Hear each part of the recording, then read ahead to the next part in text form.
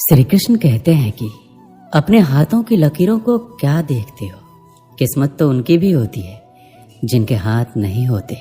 पंख ही काफी नहीं है आसमान के लिए, हौसला भी चाहिए ऊंची उड़ान के लिए। जिंदगी में पछताना छोड़ो, बल्कि कुछ ऐसा करो कि आपको छोड़ने वाला पछताए। समय और शब्द दोनों का उपयोग लापरवाही से मत करो। ये दोनों ना तो दोबारा आते हैं और ना दोबारा मौका देते हैं। कभी कभी समझ नहीं आता है कि अच्छे इंसान के साथ किस्मत हमेशा बुरा खेल क्यों खेलती है। कितने अफसोस की बात है कि जब कहीं वफादारी का जिक्र होता है तो हम इंसान कुत्तों की मिसाल देते हैं। करेले से कड़वे लोग मुसीबत में अक्सर काम आ जाते हैं और शक्कर से मीठे लोग वक्त पर अक्सर धोखा दे जाते हैं। जिन्हें आपके दर्द का एहसास ही ना हो, उनसे शिकायत करना बिल्कुल बेकार है। हर इंसान की दो कहानी होती है, एक वो जो सबको सुनाता है और दूसरा वो जो सबसे छुपाता है। मौन सबसे अच्छा जवाब है उस इंसान के लिए जो आपके शब्दों का मोल नहीं समझता। जीवन में अपने आप को मजबूत बनाएं। दूसरों के भरोसे बैठे रहना आपको बर्बाद कर देगा। मेरा गुस्सा और मेरा प्यार सिर्फ उन लोगों के लिए है जिन्हें मैं अपना समझता हूँ। आजकल लोग हक तो जताना जानते हैं, लेकिन रिश्ता निभाना नहीं जानते। जो प्रयास करना नहीं जानते, उन्हें सारी समस्याएं बड़ी लगती हैं। मुझे इंतजार है जिंदगी के आखिरी पन्ने का। सुना है कि आखिर में सब कुछ ठीक हो जाता है। श्री कृष्ण कहते हैं, आप किसी को भी अपनी जिंदगी का सबसे जरूरी हिस्सा मत बनाइए, क्योंकि जब वो इंसान बदलता है तो आप उनसे नफरत नहीं करते, बल्कि अपने आप से नफरत करने लगते हैं। बात बात पर गुस्सा करने वाले लोग वही होते हैं जिन्हें खुद से ज्यादा किसी और की फिक्र रहती है।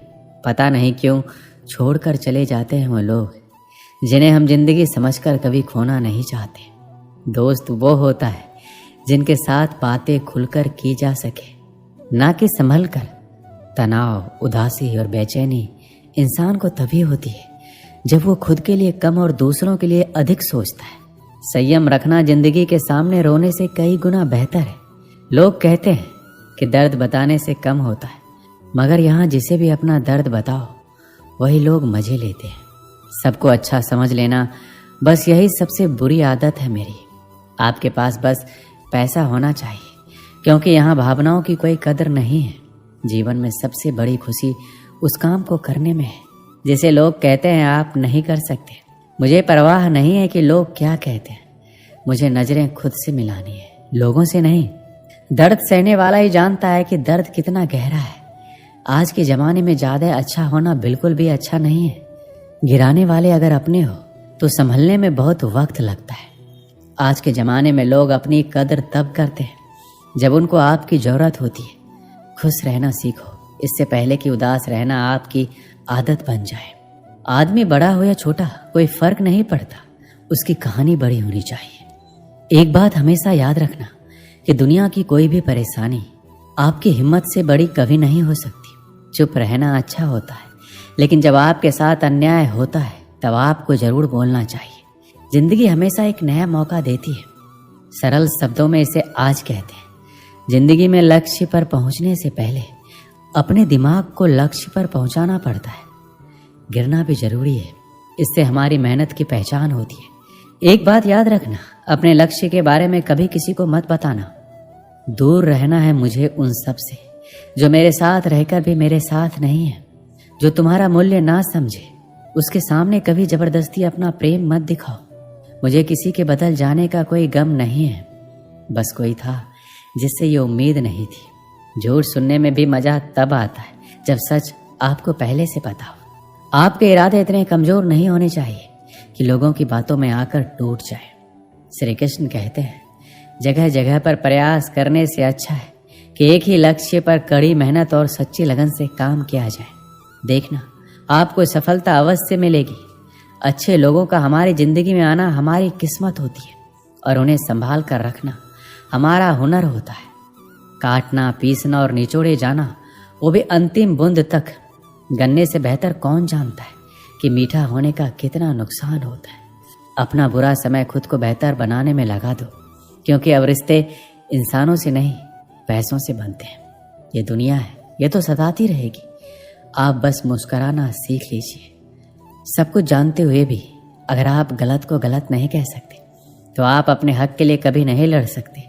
हम टूटे हुए लोग हैं, हम बोलना नहीं चुप रहना पसंद करते हैं।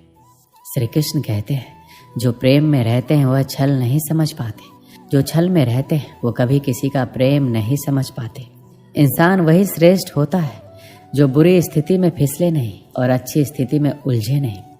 अक्सर अपना कहने वाले लोग दगा कर जाते हैं और मीठा बोलने वाले भी पीठ में खंजर भोंक जाते हैं। जो अपनों के सताए होते हैं, अपनों के ठुकराए होते हैं, वो बहुत कठोर हो जाते हैं।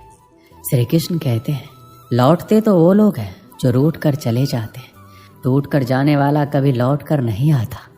कुछ लोग हमारा दिल रोज दुखाते हैं, लेकिन फिर भी हम उनसे बातें करके खुश हो जाते हैं। एक समय की बात है, एक बार एक पिताजी ने अपने पुत्र से कहा कि बेटे तुम बड़े हो गए हो, तुम अपनी जिंदगी में आगे बढ़ने के लिए क्या कर रहे हो।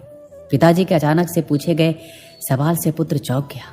वह 1 मिनट रुककर बहुत ही हल्के स्वर में बोला, पिताजी जैसा कि आप जानते हैं कि मैं पढ़ाई में शुरू से ही बेहतर रहा हूँ और मैं अपनी तरफ से अपनी पढ़ाई या किसी भी बात को लेकर कभी ढिलाई नहीं बरती है। मैं हमेशा से सब कुछ पूरे लगन और मेहनत के साथ करते आया हूँ और आपको ये बात अच्छे से पता है, लेकिन फिर भी न जाने क्यों परिस्थितियां मेरे विपरीत रहती हैं। मैं आज तक इस बात को नहीं समझ पाया हूँ और अब ऐसा लग रहा है कि मानो जैसे कि मैं इन सब से शायद कभी नहीं उभर पाऊंगा। वो हमेशा से पढ़ाई और घर के अन्य कामों में भी बहुत समझदार एवं जिम्मेवार लड़का था, लेकिन फिर भी ऐसा क्या था जो उसे आगे बढ़ने से रोक रहा था। आखिर क्यों वह जीवन की सफलता से कोसों दूर था। उस लड़के के पिताजी ने उसे एक बड़ा सा हथौड़ा लाने को कहा। वो लड़का भागते हुए गया और अपने पिताजी के कहे अनुसार एक हथौड़ा ले आया। फिर उसके पिताजी ने उसके सामने 3 वस्तुएं रख दी। जो सबसे पहली वस्तु थी वो एक चमड़े की बॉल थी, और दूसरी वस्तु कपड़े की बॉल थी, और तीसरी सबसे आखिरी वाली साधारण बॉल थी। उसके पिताजी ने पूरी जान लगाकर तीनों बॉल पर वार करने को कहा। उसने ठीक वैसा ही किया। जैसे उसने पहली बॉल पर वार किया वो थोड़ी सी टूट गई। जब उसने कपड़े वाली बॉल पर वार किया तो थोड़ी सी फटकर एक दूसरे से अलग हो गई। फिर उसने तीसरी बॉल पर भी उतना ही तेजी से वार किया। वो ना टूटी ना फटी, बस उछलकर दूर जा गई और उसके बाद भी उछलती ही रही। अब लड़के के पिताजी ने पूछा कि अब समझ में आए कि तुम्हें क्या करना चाहिए। फिर उसने अपने बेटे को समझाया कि बेटे परिस्थितियां सब पर लगभग एक जैसा ही वार करती हैं, परंतु कुछ लोग ऐसे होते हैं जो उन परिस्थितियों से उलझकर टूट जाते हैं। कुछ तो उन परिस्थितियों से पूरे बिखर जाते हैं, परंतु कुछ लोग ऐसे होते हैं जो उन परिस्थितियों का फायदा उठाते हुए खुद को इतना ऊंचा कर लेते हैं कि फिर उन्हें रोक पाना मुमकिन ही नहीं होता है। तो तुम भी ठीक वैसा ही करो। अपनी परिस्थितियों को समझो, उन्हें वार करने दो, फिर उनकी वार का फायदा कुछ इस तरह से उठाओ कि तुम उससे उबर पाओ। लेकिन इन सब से निपटने के लिए एक चीज जो सबसे ज्यादा महत्व रखती है वो ये है कि तुम अपने दिमाग को शांत रखो, और फिर तुम देखो कि सब कुछ कितना आसान होता जाएगा तुम्हारे लिए।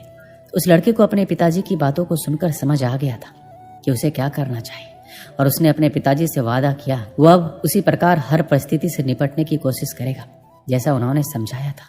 इस कहानी से हमें क्या सीख मिलती है कि हर किसी के जीवन में समस्याएं आती है और संघर्ष भी सभी को करना पड़ता है। ये हमारे ऊपर निर्भर करता है कि हम किस समस्या को किस तरीके से देखते हैं। जब संघर्ष का समय आता है तो वो समस्या किसी को बहुत ही बड़ी लगती है, तो किसी के लिए वो समस्या एक अवसर बन जाती है। ये सब हमारी सोच पर निर्भर करता है कि हमें उस स्थिति से कैसे निपटना है। अपनी सोच को सकारात्मक रखें और अपने मन को शांत रखें, फिर देखिए वो समस्या आपके लिए बड़ी नहीं रहेगी। दोस्तों, इस वीडियो में बस इतना ही। मिलते हैं अगले वीडियो में। अपना ख्याल रखिएगा।